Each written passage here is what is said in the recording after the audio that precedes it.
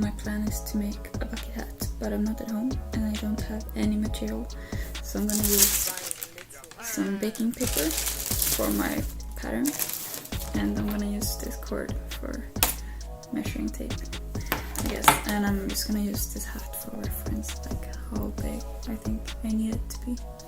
Well, hello. I'm gonna start you off with some background story. This was last summer and we were at a summer house on an island, and I was gonna travel for a few months to visit family after this, but I desperately wanted to do a creative project and I didn't have any material at all. I just had the fabric with me and then the rest I improvised. So I'm just using whatever I could come across at whatever place I was at. And here you can just see me doing the half round circle. It's gonna be on the fold and it's gonna be the top of the hat. Then the middle part I'm drawing out now is gonna be the sides, and then the long curved one is the brim. And I will adjust these as I go because they're not really the right size yet because I didn't have any measuring tape. So I just made everything too big and then made it smaller as I went to get the right size. And here I'm adding some seam allowance. You can also see that I'm using this vitamin B12 as a ruler. You can use anything really, you don't have to have fancy sewing supply to be able to make things. I'm also using my partner made shorts out of these black denim trousers, and the cutoffs, I just felt like it was very wasteful to just throw it away. I usually try to recycle most fabric and also the leftovers, so I thought I would make a bucket hat because I wanted one. Yeah, here I'm just cutting out the pattern pieces, and all of them are gonna be cut on a fold, so it's just half of each piece.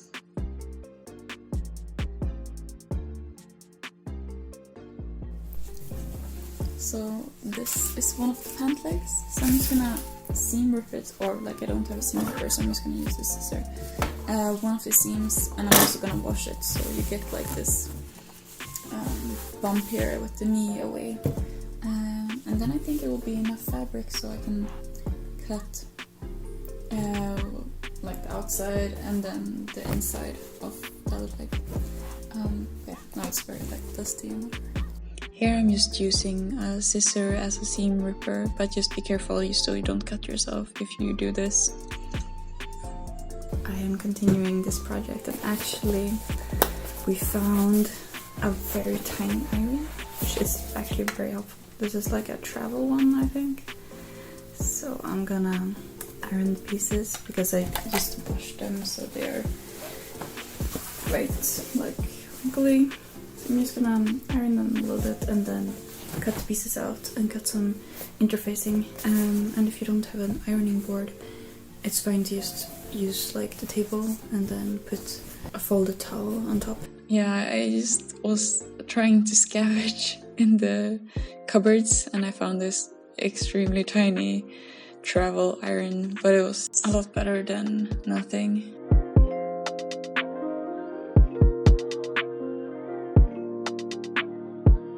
I have my pattern pieces and I don't have any pins or sharp, but I thought maybe I can use one of these to just mark around them. So that's what I'm gonna do, I think.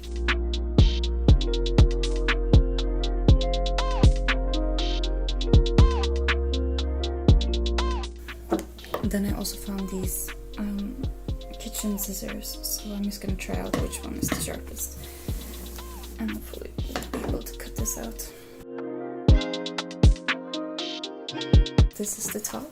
It's probably a little bit too big, but I don't want to make it too small, so I can just make it smaller when I try it out and sew it together, basically.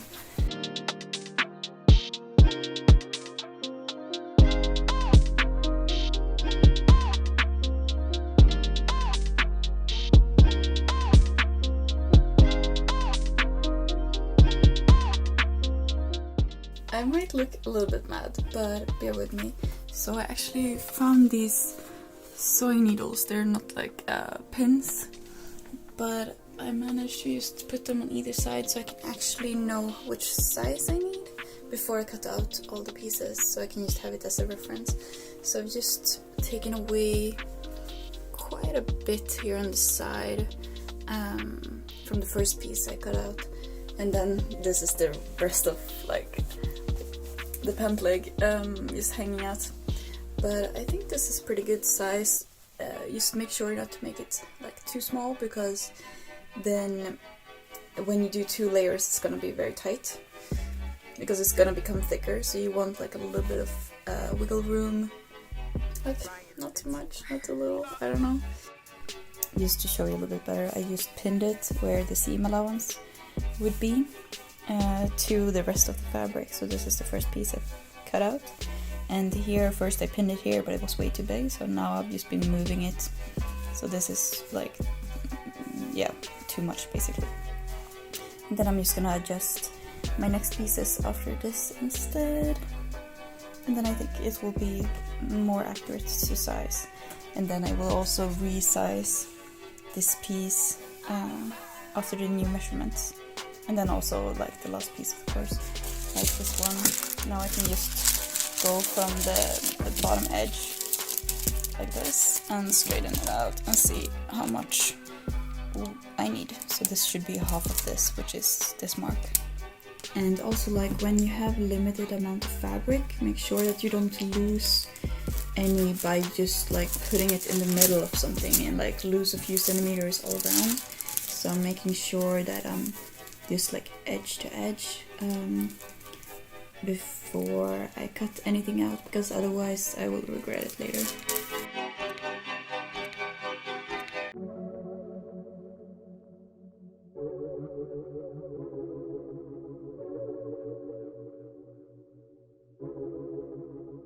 So I just pinned it on the sides and turned it inside out to get a feel of how big it is, if I want to make it smaller or not.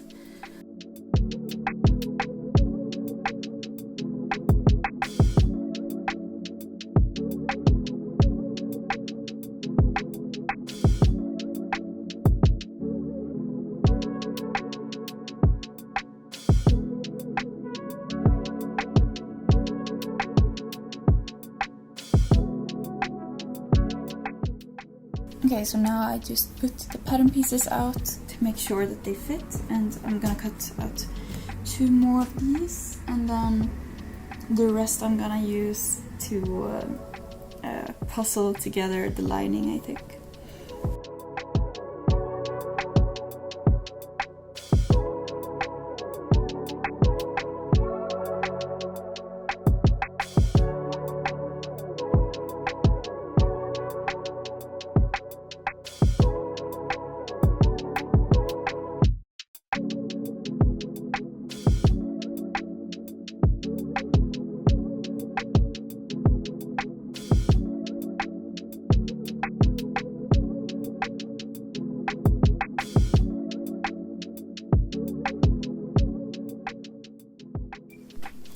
So I've managed to cut out all the pieces, so they are over here in 2 piles. So it's the outer and then the lining, and this is all the leftovers. It's quite tiny pieces, so I think I've utilized the fabric pretty well.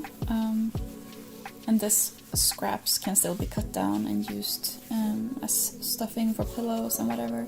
So I wouldn't advise anyone to throw it away, or if you have the possibility to like turn it into a recycling place, that could also be an option. Here I'm cutting out some pieces of facing for I think it's the outer fabric and not the lining, if I remember correctly, and just to make it a little bit more sturdy and make it stand up by itself basically. And yeah, just ironing it to the pieces until it fuses.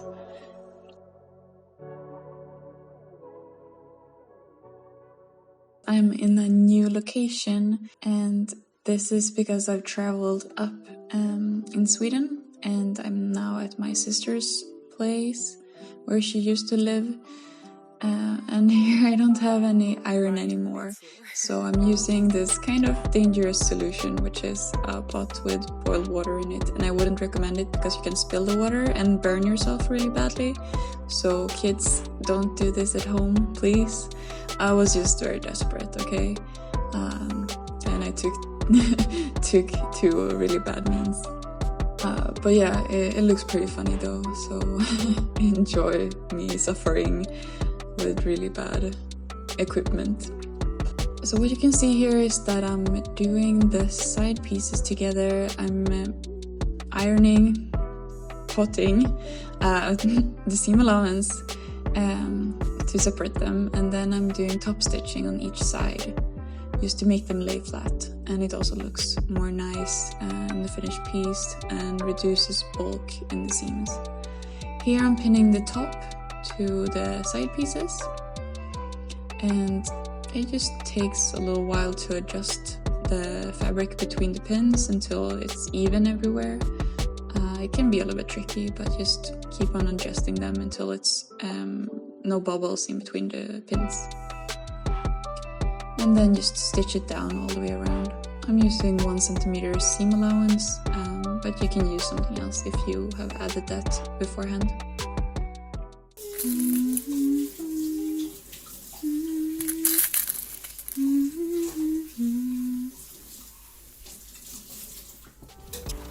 So now I'm starting on the brim, and I'm just pinning and sewing together the short ends.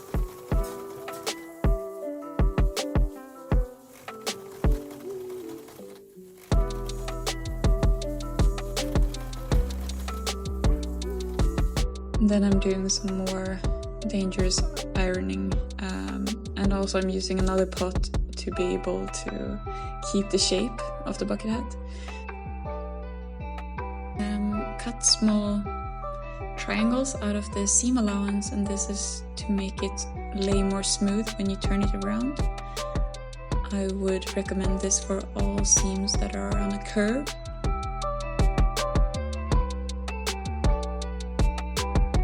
And then I'm doing the same thing. I'm just doing a top stitch on each side of the seam. Here I am attaching the brim and do the same thing, like I put the pin in the center front and center back, and then I'm adjusting the pins in between so it's even everywhere. Then you'll stitch the seam and do the same thing as before. You do a small triangle cut and then do top stitch on each side. Then we will move over to the lining fabric. So now I just am attaching the brim of the lining and nothing else. And this is to be able to see how it looks like and do any adjustments before I add the rest of the lining. Here I'm turning it inside out, and it kind of looks like a sack of potatoes, but it will look better soon, I promise. So here, instead of ironing it, I would just put some pins all the way around to make the brim lay flat. Then you will be able to try it on and see if it fits and if you like the result.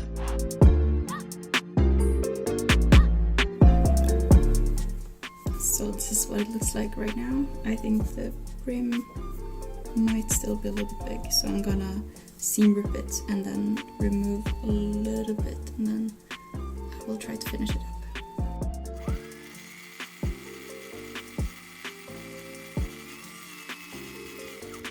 Okay, I think I am happy now. I evened out the brim a little bit, and now I just sewn it all around, but put needles in because I don't want to press it before I know it's the right size. But I think this looks pretty proportional. So I'm gonna go ahead and press the seams aside in the brim, like this seam, and then do the jaggedy thing. And then go ahead and put in the lining. flip it inside out, and then there should be some more seams on this one, I think. When you're happy with that, you iron the seam allowance, and then you fold it over, iron it flat, and then you start doing some top stitching, and I start from the outside of the brim. For some reason, I don't have any footage when I attach the rest of the lining. Basically, you turn it inside out, and you pin the brim to this top part that you already stitched together. You leave an opening, and then you turn everything inside out. Then you stitch that opening by hand, and then you can move on to the top stitching of the brim. And then you should be done. Ryan Little.